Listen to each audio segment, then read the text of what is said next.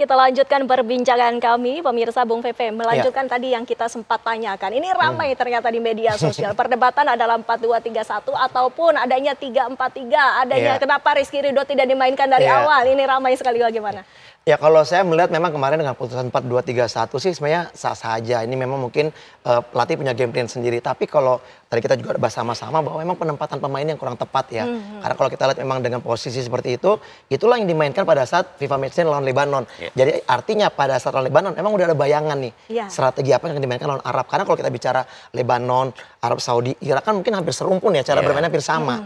Cuman kan dari segi peringkat jauh berbeda. Sepertinya kita kayak superior karena kita menguasai bola lebih banyak dan itu pun kita nggak bisa bikin gol ya kan dengan skor 0-0. Nah kalau saya melihat nanti dengan apapun strateginya tentunya pelatih yang lebih tahu untuk kontra strategi melawan Irak. Tapi kalau buat saya pribadi sebenarnya dengan cara-cara pelatih sebelumnya yang mungkin lebih pragmatis, dia tahu kekuatan lawannya, bermain mungkin lebih defense dulu dengan 5-4-1. Nah nanti berubah pada saat mungkin kita harus perlu poin atau perlu gol, kita berubah jadi 4-3-2-1. Itu sebenarnya sah saja. Tapi setelah kita ketinggalan, itu nyatanya tidak pernah kelihatan ada perubahan dalam game plan dan juga strategi permainan. Itu mungkin yang menurut saya yang agak sedikit kurang ya. Bahkan juga pergantian pemain babak kedua juga yang nyatanya kalau saya pas nonton ya, saya melihat mungkin babak kedua itu harusnya ada 3 pemain yang diganti. Tapi kenapa cuma Beckham aja yang ditarik keluar dan Eliano dimainkan. Nah ini kan menurut saya kan agak sedikit ini ya, nggak habis pikir dengan begitu banyaknya tim analisa. Tapi yang diganti cuma 1. Iya, Bung Peri, ini kan artinya jika kita ambil garis besarnya adalah seharusnya ada bertahan terlebih dahulu sebelum menyerang. Tapi ini kan kondisinya adalah Indonesia ini harus mengumpulkan poin sebanyak-banyaknya ataupun mengumpulkan gol sebanyak-banyaknya. Ini bagaimana? Ini saya teruskan pembicaraan BP tadi masalah formasi ya.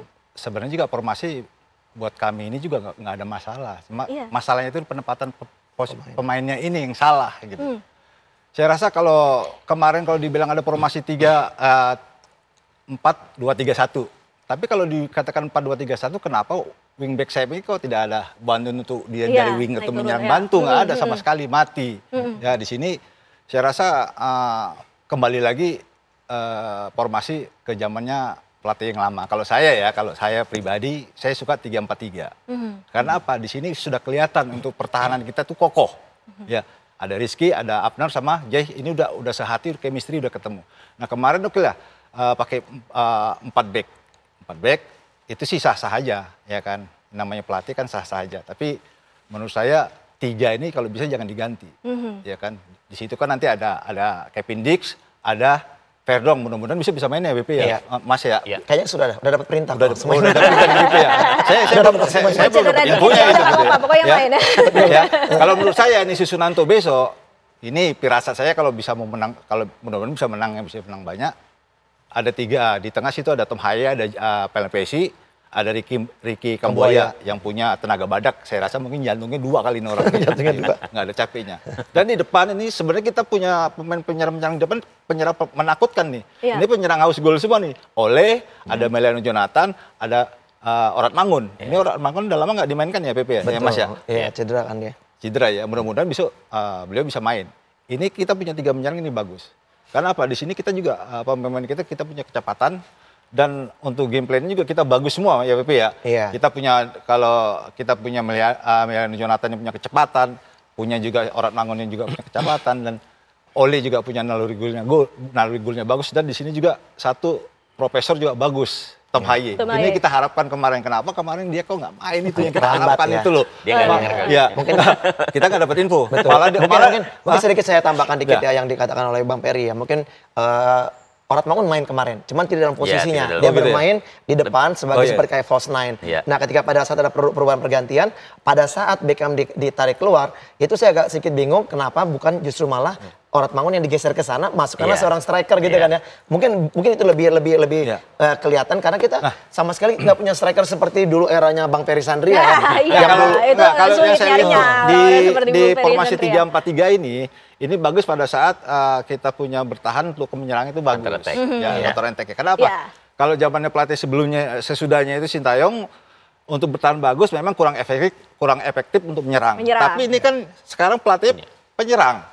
Ya kan ini sudah harus meracik bagaimana kita punya pertahanan bagus, menyerang harus bagaimana. Ya, gitu. harapannya juga kita sebenarnya satu, ingin Indonesia untuk menang. Tapi kita akan tanyakan kepada masyarakat nih, bagaimana nih menurut mereka dari evaluasi kemarin dan juga harapannya ke depan. Kita akan tanyakan kepada reporter kami, Yasmin Rahmadi, yang berada di Bilangan Kuningan, Jakarta. Silakan, Yasmin. Ya, selamat malam Windy Wellingtonia dan juga pemirsa. Benar sekali bahwa malam hari ini Timnas Indonesia ataupun yang kita kenal sebagai skuad Garuda ini akan menghadapi Timnas Irak yang merupakan bagian dari kualifikasi Piala Dunia 2026 round keempat zona Asia. Dan tentunya ini akan menarik sekali untuk kita lihat, Windy dan juga pemirsa. Nanti pertandingan ini akan digelar di Stadion King Abdullah Sport Center, Jeddah, Arab Saudi pada pukul 2.30 dini hari nanti atau pada Minggu dini hari nanti.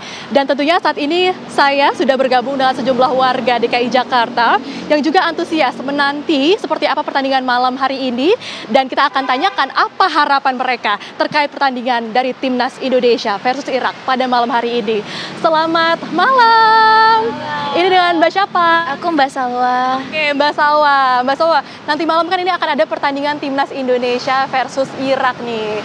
Dan seperti kita ketahui bahwa kemarin Timnas Indonesia ini ketika melawan Arab Saudi juga mengalami kekalahan. Nah, harapannya apa nih kira-kira untuk pertandingan malam hari ini? Harapannya Indonesia jangan pantang menyerah, terus semangat, semoga malam ini tuh menang, amin, dan semoga Timnas Indonesia semakin mendunia. Oke, kira-kira ada pesan mungkin yang mau disampaikan kepada Timnas Indonesia yang akan bertanding pada dini hari nanti? Semoga terus berjuang, jangan pantang menyerah pastinya, tadi bilang sukses terus. Oke. Kemarin ketika Indonesia lawan Saudi Arabia, Mbak Salma nonton nggak? Enggak, aku lagi sibuk. Oke, baik. Tapi mungkin ada prediksi skor nih, ketika kemarin kan melawan Arab Saudi ini kalah nih 2-3. Nah, kira-kira nanti malam bersama Irak, melawan Irak, kira-kira skornya berapa? Hari ini kita bantai kali ya. Berapa?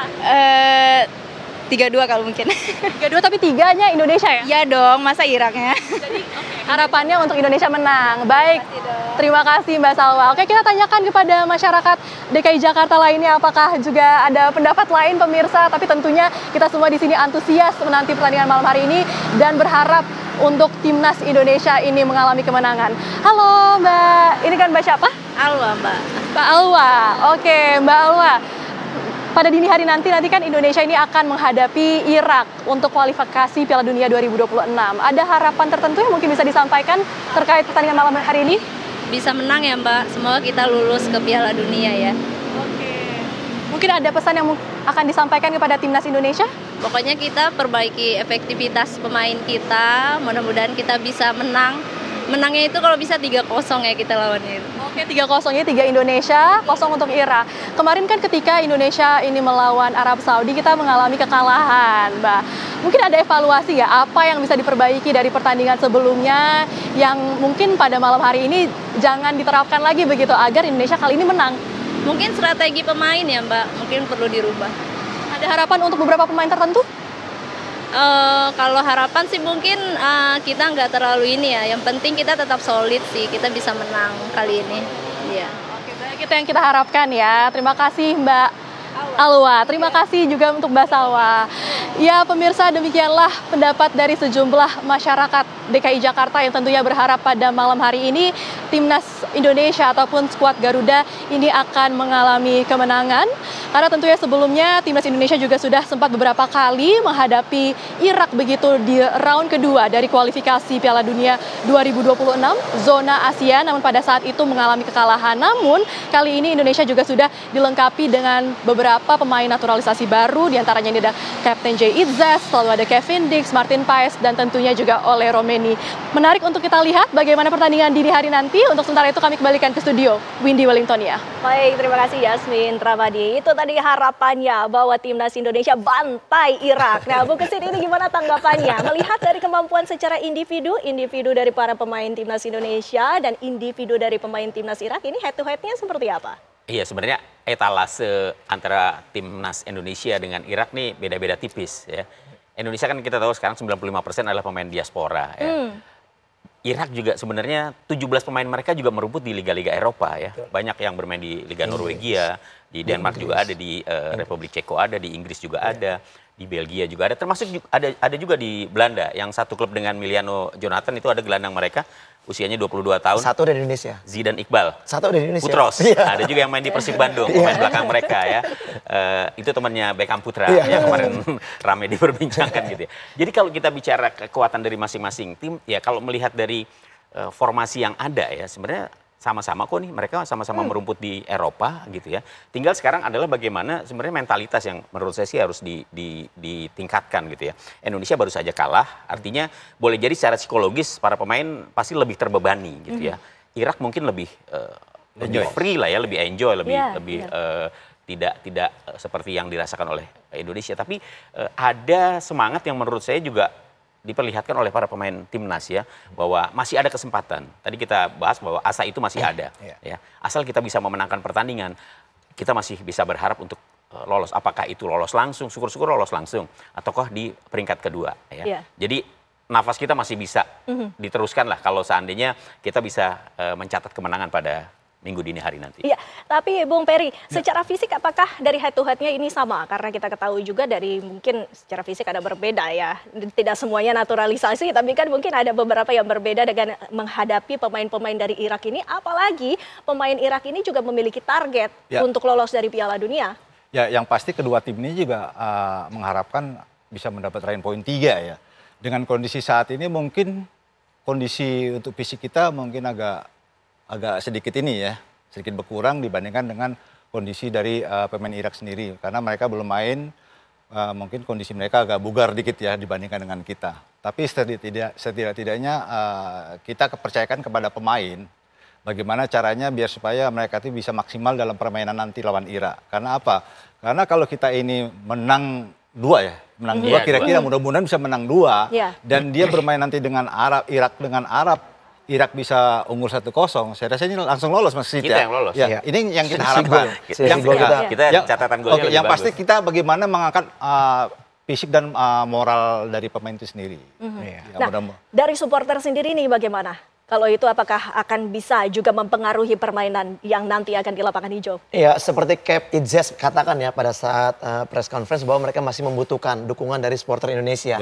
Artinya memang ya kita apapun hasilnya kita juga tetap harus realistis ya. Karena kalaupun kita melihat dari hasil pertandingan kemarin, saya pun berpikir bahwa kita belum layak untuk masuk timnas kalau dengan cara permainan seperti kemarin. Tapi dengan kondisi sekarang ini, di mana para pemain pun masih semangat juangnya masih luar biasa untuk memberikan yang terbaik. Ini adalah napas terakhir untuk bisa lolos ke berikutnya.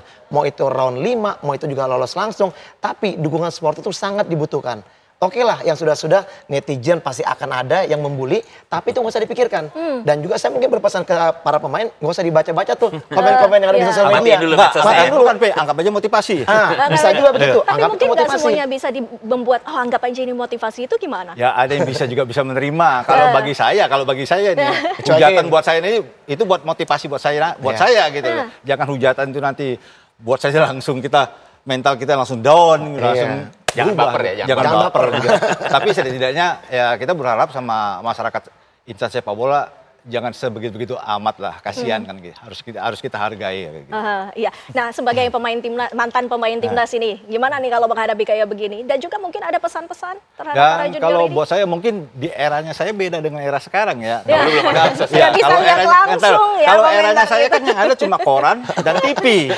Nah, kalau sekarang kan mensos, nyeletuk sedikit aja rame itu kan begitu. Langsung lagi langsung rame udah langsung. Jadi saya juga harapkan kepada yang pengguna mensos ini, ya cobalah kita harus memberi semangat, jangan kita membuli mereka. Dan mereka dari teman-teman penggemar ini juga harus mendukung lah, jangan ngebully terus itu, kasihan gitu loh. Kritik boleh ya, kritik boleh membangun lah. Kasihan lah gitu, harus dihargai pemain ini gitu. Karena apa, kita juga pemain-pemain ini juga ngebela negara. Artinya asa itu masih ada, harapan masih ada. Jangan langsung mengkritik, jangan langsung menyerah. Kita masih harus optimis. Kita akan membahasnya lebih lengkap lagi pemirsa selepas jeda pariwara berikut ini. Koran sama majalah.